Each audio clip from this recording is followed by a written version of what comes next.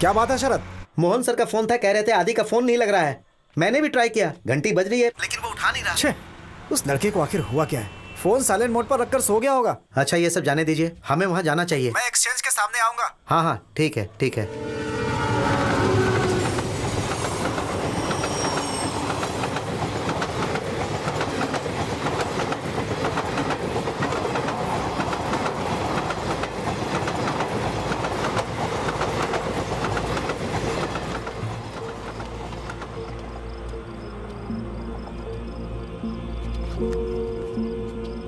ये टाउन के बाहर एक अबैंडन फैक्ट्री है। शरद, इस जगह का नाम क्या है? मडप्पन हरी।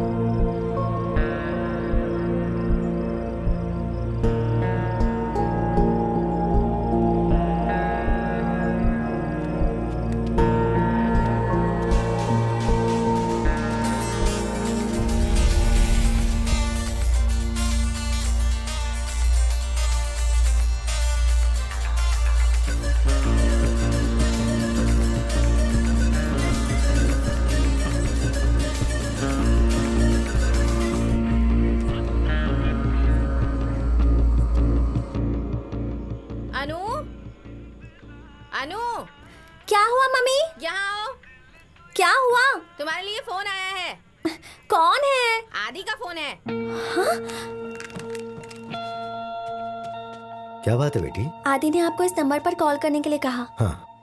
क्या बात है? एक मिनट।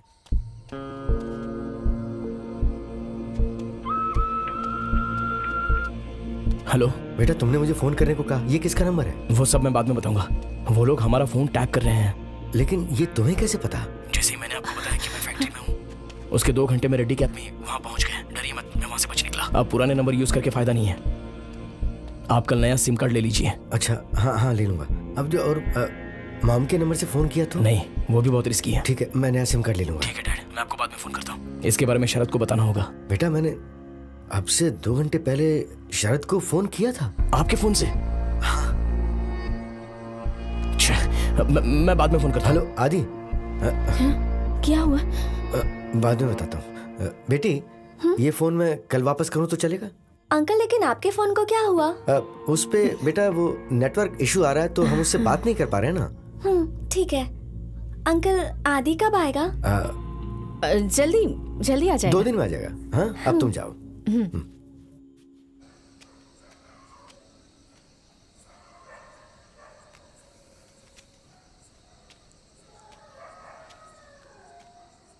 हाँ?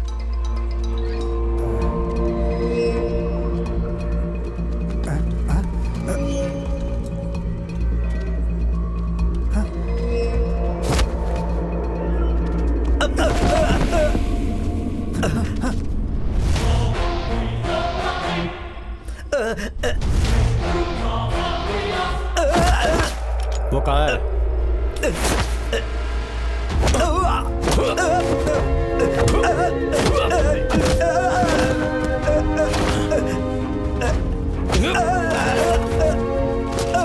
बताओ वो कहाँ है? अगर नहीं बताए तो जान से मार दूंगा। मैं नहीं जानता।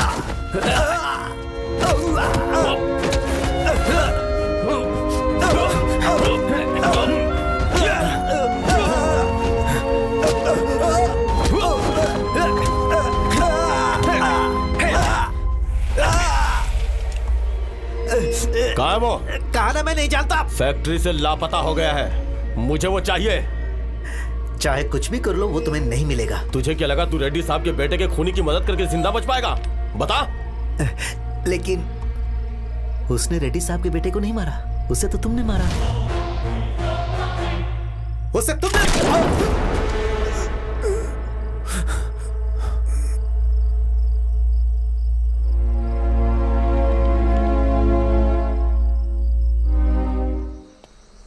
हेलो शरद, मैं आदि। आदि, मैं मनी हूँ। मनी भाई, अपना शरद अब नहीं रहा। अपना शरद।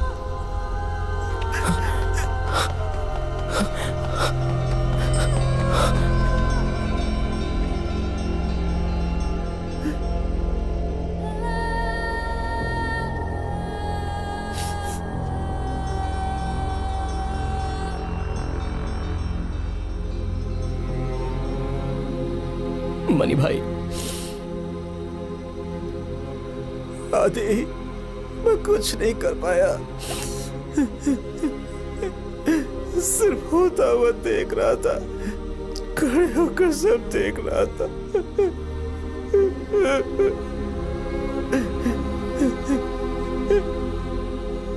अब जया को क्या कहूंगा मैं?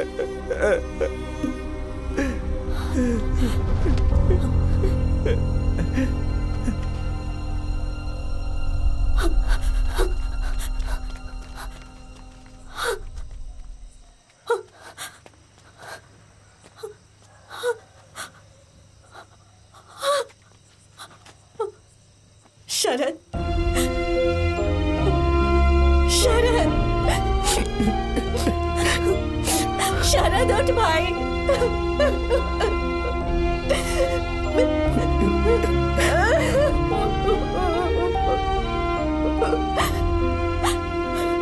दीदी, देखिए ना क्या हो गया।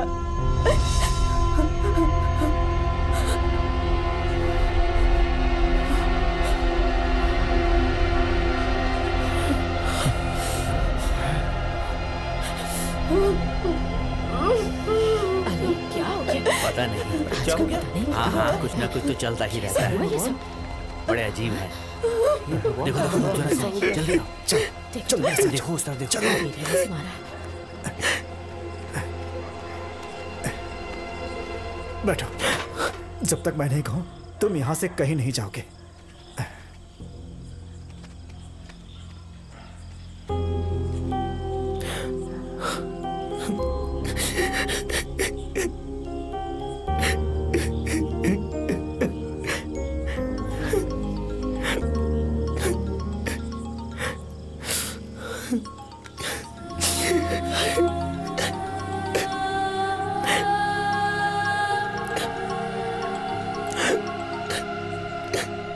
आदि, तुमने हमारा फोन क्यों नहीं उठाया? बोलो ना। डैड। आदि, क्या हुआ? मोहन, क्या हुआ? फोन स्पीकर पर डालो तू ना। रो क्यों रहा है? फोन स्पीकर पर डालो ना। आदि बताओ क्या हुआ? आदि तुम रो क्यों रहे हो? शरद चला गया। शरद चला गया? कहाँ चला गया? ये तुम क्या कह रहे हो? शरद को जान से मार दिया।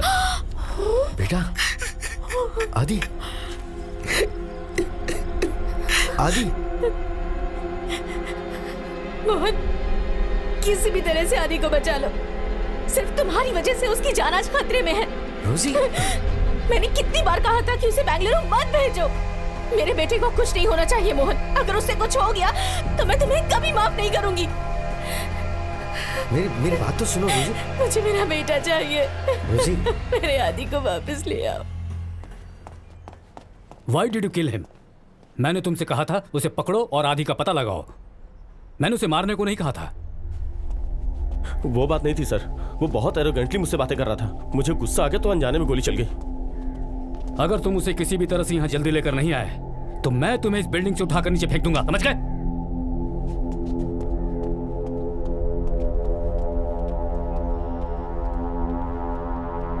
My foot.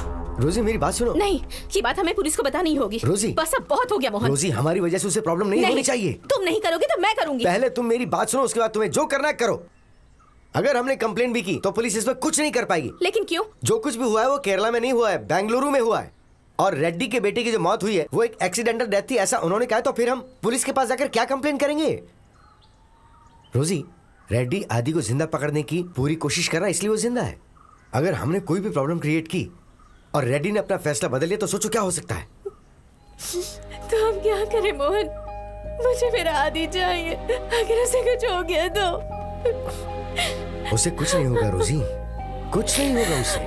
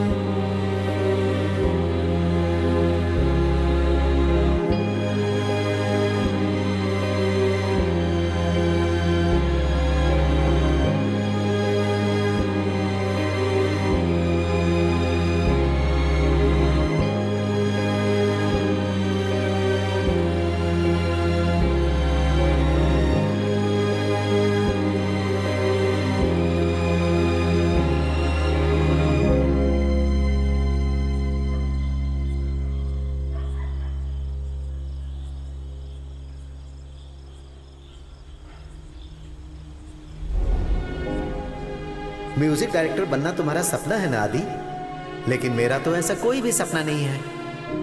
मेरी माँ का ऑपरेशन हो जाए और मेरी दीदी सुरक्षित रहे, उसके बाद अगर मैं मर भी गया तो कोई गम नहीं। आदि, मैं तुम्हारी मदद करना चाहती हूँ लेकिन मैं कुछ नहीं कर पाऊंगी। उन दोनों के बीच भी कुछ मुकाबला चल रहा है। उसने नहीं मारा, उसे तुमने मारा। वो रेड्डी को भटकाने की कोशिश कर रहा है। तुम्हें रेड्डी को सच बता देना चाहिए।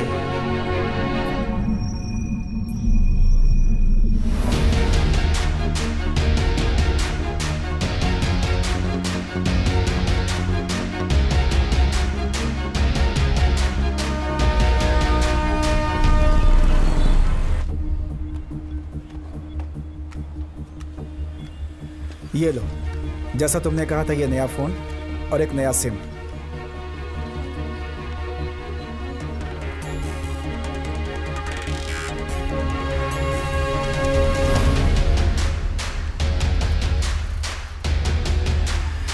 इस शहर में ऐसा कोई ऑटो ड्राइवर है जिस पर हम विश्वास कर सकते हैं? ये फोन तुम रखना। ठीक है। साइलेंट मोड में। हाँ। घंटी बजेगी तो उठाना मत। ठीक है। जब इसकी जरूरत पड़ेगी तो मैं खुद लेकर जाऊंगा। बराबर। ठीक है?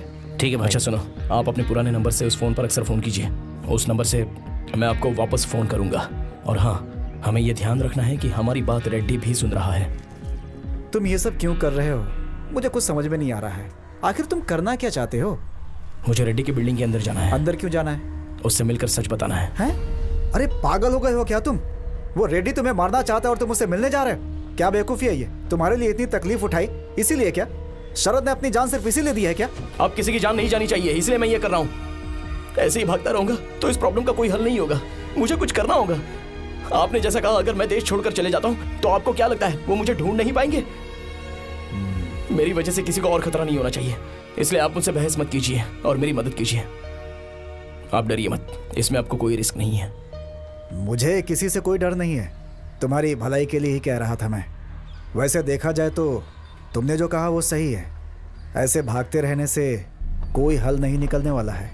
अच्छा बोलो, मुझे क्या करना चाहिए अब?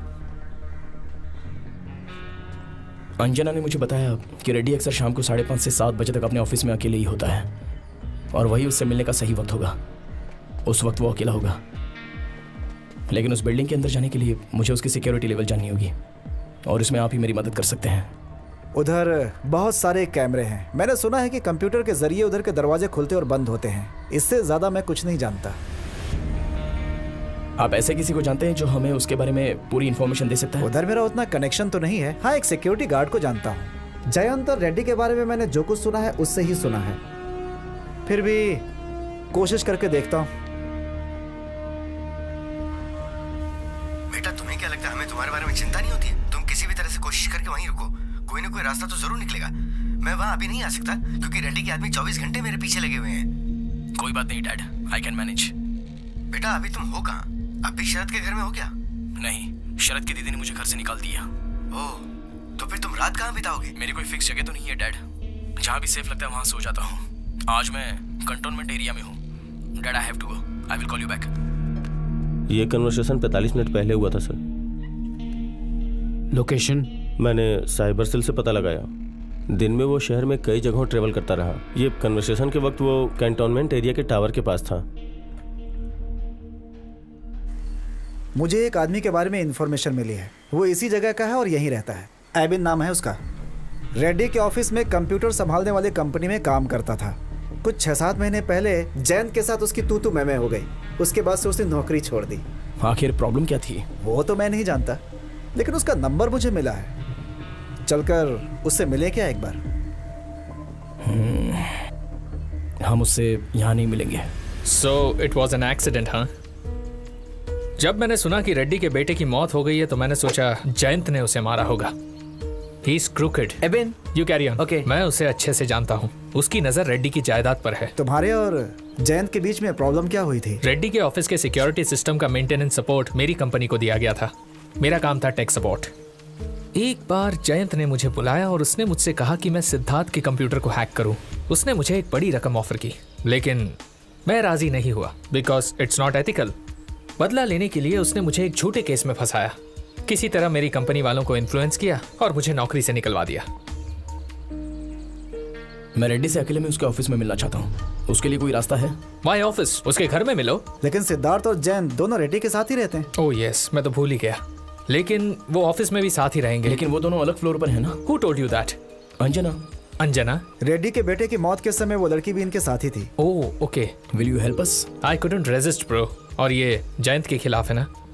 उस बिल्डिंग में काफी स्ट्रॉन्ग सिक्योरिटी है, लेकिन उसके अंदर जाने के लिए it's not impossible but it's highly risky. You need support from outside और वो सपोर्ट मैं तुम्हें दूंगा। But I don't want you to be at risk. मुझे कोई रिस्क नहीं है, मैं तो बाहर से सपोर्ट करूंगा। लेकिन प्रॉब्लम वो नहीं है, इसमें काफी पैसे खर्च होने वाले हैं। मेरे लिए नहीं, इसमें हमें तैयारी करनी होगी, कुछ चीजें खरीदनी होगी। इन सब में पैसे कितने लगेंगे? Around 3 lakhs। ये खर्च उठा पाओगे? ओके। मुझे थोड़ा टाइम दो, let me plan this. I will get back to you. Okay? Good.